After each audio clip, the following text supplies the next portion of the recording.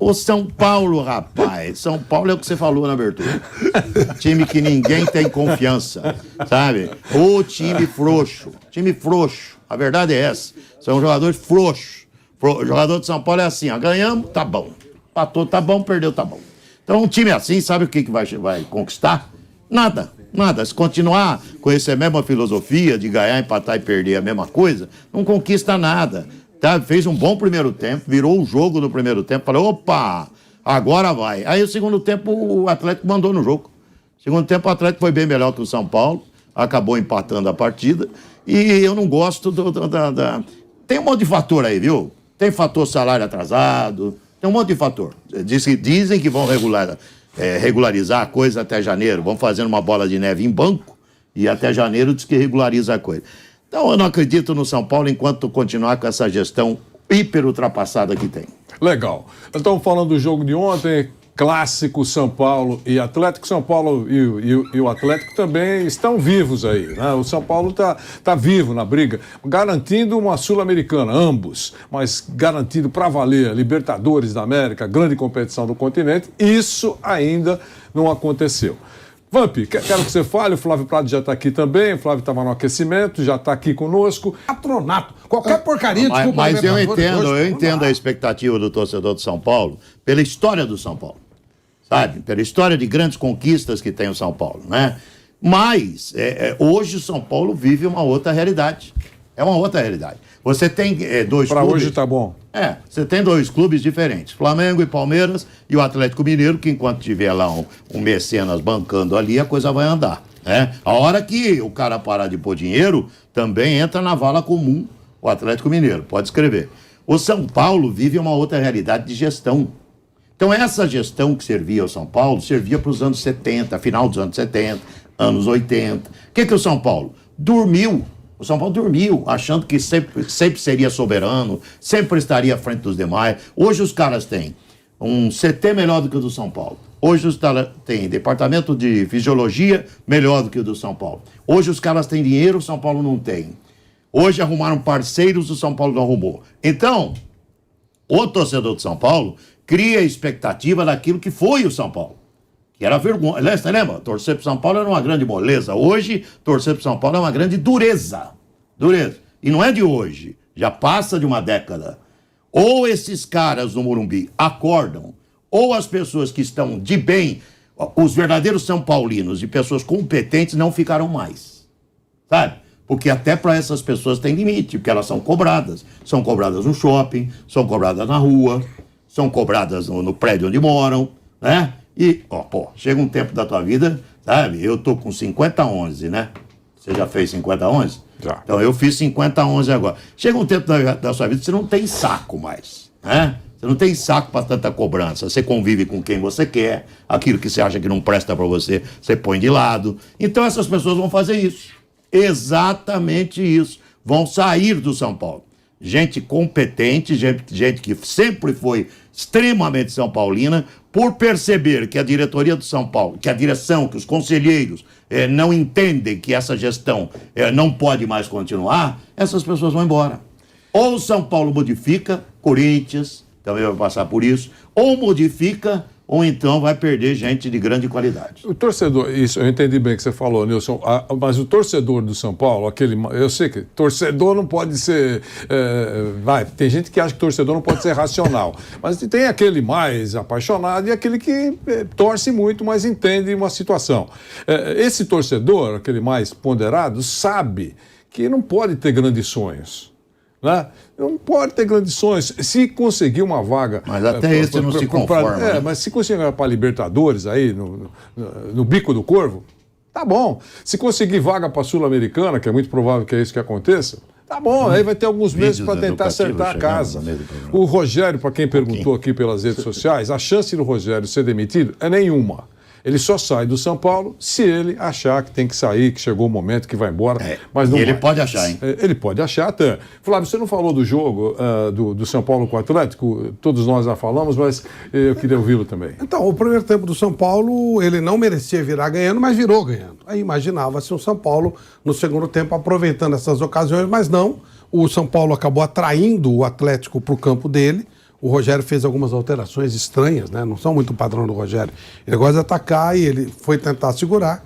E o São Paulo acabou tomando empate e ficou justo o resultado e foi ótimo para o Atlético. Ótimo para o Atlético o resultado. Foi bom, E o São Paulo vai ficar lá, eu acho que seria melhor para o São Paulo, sem nenhum tipo de brincadeira. Melhor é direto para a Sul-Americana, que é o que dá para ele fazer.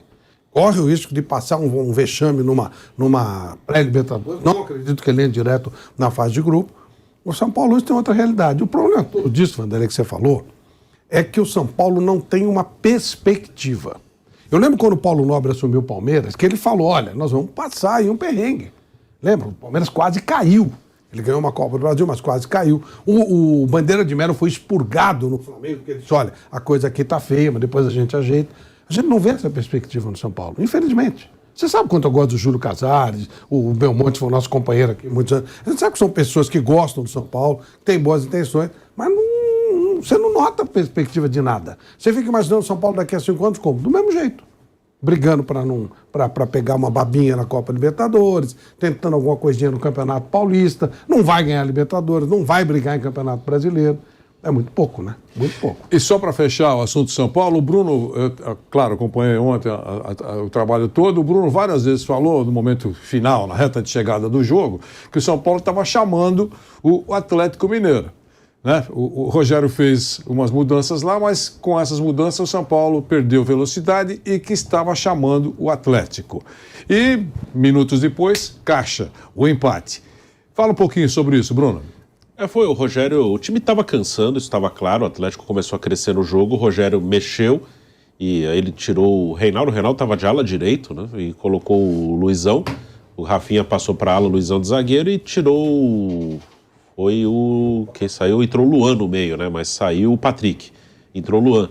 Então ali ficou um time bem pesado, acho que ali o Rogério não foi bem nessas mudanças, né, ficou com 3 zagueiros mesmo, o Rafinha, que é um ala lateral que já não vai no fundo, e 2 volantes mais marcadores. E o Reinaldo de lateral direito também não foi uma boa ideia. No primeiro né? tempo não funcionou, ele não tinha o Igor Vinícius, não tinha o Moreira, tentou o Reinaldo por ali, não funcionou nem para atacar, nem para defender.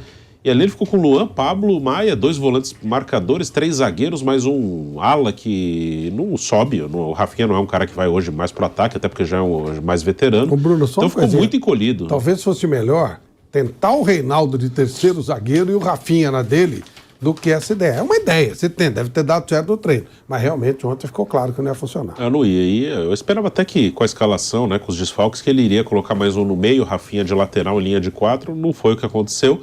Ele tentou segurar, porque o time estava caindo, mas o time ficou muito pesado. Aí ficou sem saída nenhuma e tomou um empate. Depois ele mexeu, tentou com o Marcos Guilherme, com o Bustos, que realmente o banco não é bom, né? As opções, principalmente de ataque, não são boas, mas ontem as mudanças não foram boas. Essas 2, Luizão e Luan, acabaram deixando o time muito pesado. Bom, e para... São jogos tranquilos, né? Sempre são jogos com várias alternativas. Ontem até foi um jogo bom, não foi um jogo ruim, não. Assim, no geral, não tô falando de uma atuação de um time ou de outro. Foi um jogo com oportunidade para os 2 lados, os 2 times procurando gol. O Galo saiu na frente, São Paulo virou, o Galo empatou de novo. Mas foi um empate justo, assim. Não teve um domínio tão grande de um time em relação ao outro. No segundo tempo o Atlético foi melhor mesmo. No primeiro tempo São Paulo foi melhor, virou o jogo merecidamente. Mas no segundo tempo o time acho que foi se desgastando, as mudanças que o Rogério fez, as entradas do Luizão e do Luan, acho que deixaram o time bem pesado ali, não conseguia sair de trás, mas não tinha também tanta opção de banco, e o São Paulo acabou cedendo o empate. Olhando a tabela, né, o objetivo do São Paulo é vaga na Libertadores, né, tem aberto aí ainda o 6º lugar, que dá uma vaga direta, e o 7º e o 8º com vaga na pré-Libertadores. Hoje o São Paulo é o 8º, mas o Atlético Paranaense joga, o Fortaleza joga. Pela tabela que o São Paulo tem nos 3 últimos jogos, Fluminense fora, Inter em casa e Goiás fora, não vai ser fácil. Se você comparar com a tabela do Atlético Mineiro, que joga 2 em casa ainda, do Fortaleza, que joga 2 em casa, não vai ser fácil. Acho que a missão do São Paulo, a vitória ontem era muito importante para o São Paulo ter uma das vagas na Libertadores. Acho que com o empate ontem, pela tabela e pela matemática, acho que ficou mais difícil para o São Paulo pegar a vaga, nem que seja na pré-Libertadores. Ontem era um jogo importante para vencer. Legal, eu falei que o Nilson mostrou o jogo, mas quem mostrou o jogo, quem narrou pela Jovem Pan, sempre com brilhantismo, o nosso José Manuel de Barros, que o Nilson está aqui ao meu lado. O Gabriel Dias. Zé. Foi o Zé, desculpa. Zé Manuel de Barros, e eu estava, inclusive... Então foi isso aí, pessoal. Acho que o Nilson César falou falou tudo ali, né? Nilson César, como São Paulino, entende a nossa dor aí pela situação que o São Paulo vem passando aí, né? Então, cara, se o São Paulo não tiver nenhum investidor, nenhum cara pra botar dinheiro ali, né? Ou pagar dívida, ou fazer. Ó, São Paulo faz assim, ó. Ele vai botar a garotada da base junto com dois, três caras medalhão aqui, ponto. Pra enxugar a folha salarial e ir pagando dívida, igual o Flamengo fez, por exemplo. Cara, se não fizer isso ou nem arrumar investidor, o São Paulo vai fazer isso. Vai terminar em 18º, brigar ali pelo um paulista, né? Quiçá uma sul-americana, podendo passar mico na sul-americana, como a gente passou pro Del Valle. Acho que é isso. Vou esperar que o São Paulo ganhe do Fluminense sábado. Que ganhe do Internacional no Morumbi. São dois times hoje que são melhores do que o São Paulo. Mesmo tendo um elenco pior que a gente, eu acho. Né? E aí entra a culpa do treinador também. Então tá tudo errado no São Paulo. Bora ver se no próximo ano vai ter algum planejamento. E bora ver se pelo menos vai dar isso pro torcedor, né? Uma vaga na Libertadores. Valeu? É nóis. Vamos, São Paulo. Se inscreve no canal e deixa o likezão aí, galera.